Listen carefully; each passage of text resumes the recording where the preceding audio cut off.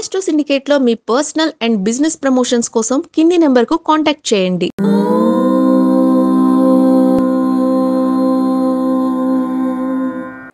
ఓం శ్రీ గురుభ్యో నమః. హరి ఓం.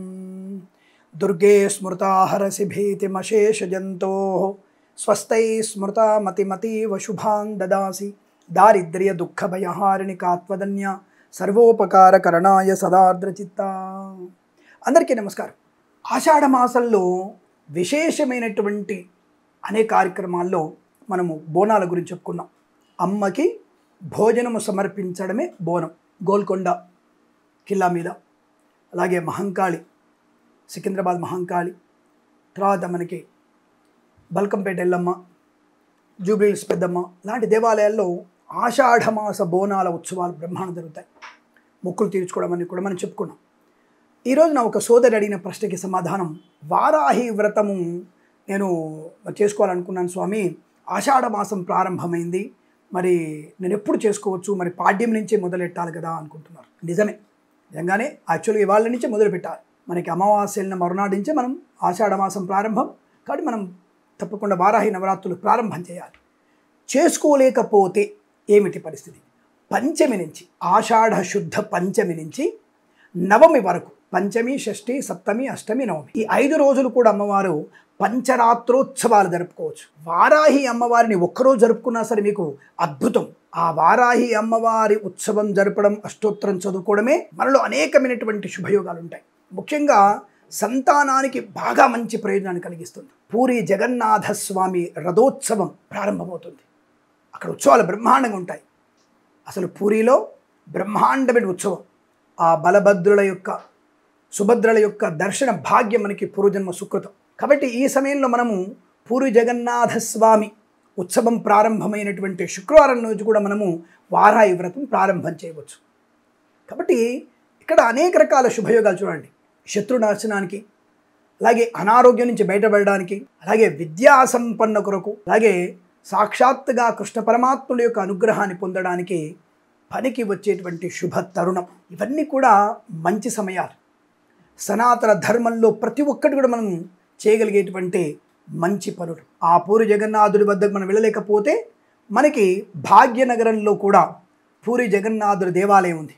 అక్కడ దేవాలయంలో కూడా మీరు వెళ్ళి ఆ పూరి జగన్నాథుని దర్శనం చేసుకోవచ్చు. మనకి దాదాపుగా Chandrababu Naidu office, TDP office దగ్గర, మనకి అలాగే టీఆర్ఎస్ ఆఫీస్, టీఆర్ఎస్ భవన్ పక్కన పూరి జగన్నాథ స్వామి దేవాలయం, బసవతారకం క్యాన్సర్ హాస్పిటల్ దగ్గర తప్పకుండా వెళ్ళండి.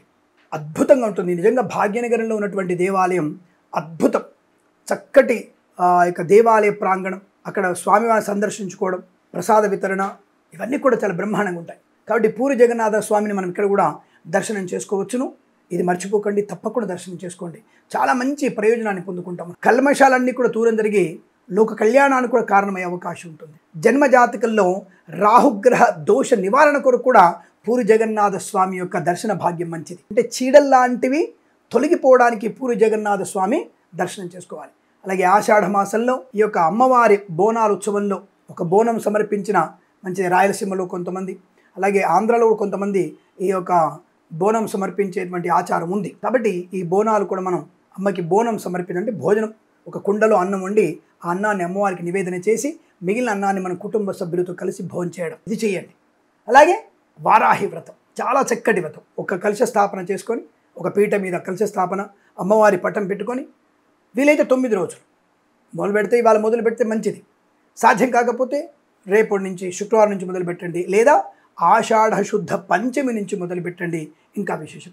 లేదు కొంతమందికి ఆటంకాలు వస్తే, స్వామి నెలసరి అడ్డంగా ఉంది మాకు, మరి ఏం చేయమంటారు అని అడిగితే, కనీసం సప్తమి, అష్టమి, నవమి, ఆషాఢ శుద్ధ సప్తమి, అష్టమి, నవమి రోజైన మీరు ఈ త్రిరాత్రి ఉత్సవం, వారాహి ఉత్సవం జరిపినా మంచిదే. లేదు నవమి రోజు అమ్మవారిని కలశస్థాపన చేసి ఆ ఒక్కరోజు అమ్మవారిని మనం పూజించినా సరే అద్భుతమైనటువంటి ప్రయోజనం. సనాతన ధర్మంలో ఇదే, పర్లేదమ్మా నువ్వెంత భగవంతుడు ప్రార్థన చేస్తే అంత మంచిది అనే భావన. ఇతర మతాల వారిని ఎవరు కూడా కించపడతామని చెప్పాలా, కానీ నీ ధర్మాన్ని తప్పకుండా ఆచరించని చెప్పినటువంటిదే సనాతన ధర్మం. కాబట్టి నీకు తోచిన సమయంలో ఎక్కడైనా సరే చెట్టునో పుట్టనో ఒక ఆరాధన భగవంతునిగా భావించి ఆ యొక్క భగవంత్ స్వరూపంలో మీరు ఆ స్వామిని కానీ అమ్మవారిని కానీ ధ్యానం చేసినట్టు మంచిది. ముఖ్యంగా రాహుగ్రహం, అలాగే కేతుగ్రహ దోష నివారణ కొరకు కూడా కొంతమందికి జాతకాల్లో కాలసర్ప దోషం ఉంటుంది. ఈ కాలసర్ప దోషం పోవడానికి కూడా మనకి పూరి జగన్నాథ స్వామి దర్శనం, అలాగే వారాహి అమ్మవారి ఆరాధన చేసినా సరే అద్భుతమైన ప్రయోజనం ఉంటుంది. ప్రస్తుతం మనం కాలసర్ప దోషంలో ఉన్నాం. మన యొక్క జీవన ప్రయాణం అందరికీ అన్ని రాష్ట్రాల వారికి కూడా కాలసర్ప దోషం ఉంది ప్రస్తుతానికి. ఈ కాలసర్ప దోషం ఉన్నప్పుడే మనకి అనేక రకాల యుద్ధాలు, ఇబ్బందులు, వర్షాలు వెనక్కి వెళ్ళిపోవడం అని జరుగుతున్నాయి. మంచి వర్షాలు పడడానికి కూడా మనము ఆ యొక్క భగవన్నామ స్మరణ చేసుకుంటూ ఆ అమ్మకి బోనం సమర్పించడం, పూరి జగన్నాథ స్వామి దర్శనం చేసుకోవడం, వారాహి అమ్మవారిని ధ్యానం చేయడం వల్ల మంచి సువృష్టి ఉంటుంది. యుద్ధ వాతావరణం నశించిపోతుంది. ఆర్థిక అభివృద్ధి పొందుకునే అవకాశం, లోకమంతా పచ్చగా చల్లగా ఉంటుంది. అటువంటి ప్రయత్నంలో మనం కూడా ఉందాం. కాబట్టి మీరందరూ కూడా ప్రయత్నాలు చేసి అమ్మవారి నవరాత్రుల్లో కానీ త్రిరాత్రోత్సవం కానీ జరిపించండి. ఆ పూరి జగన్నాథుని దర్శనం చేసుకొని అనేక శుభయోగాలు పొందాలని, కాలసర్ప దోష నివారణ, రాహుగ్రహ కేతుగ్రహ దశాంతర్దశ దోష నివృత్తి కలగడానికి తప్పకుండా ఇది చేయండి. మీకు శుభం మాత్రమే కలుగుతుంది, ఇందులో సందేహం లేదు. సర్వే జన సుఖినో భవంతు. ప్రేమతో మీ కిరణ్ శర్మ. లోక కళ్యాణమస్తు. నమస్కారం. తప్పకుండా మన ఛానల్ని సబ్స్క్రైబ్ చేయండి, లైక్ చేయండి, షేర్ చేయండి, 10 మందికి షేర్ చేసే ప్రయత్నం చేయండి. నమస్కారం.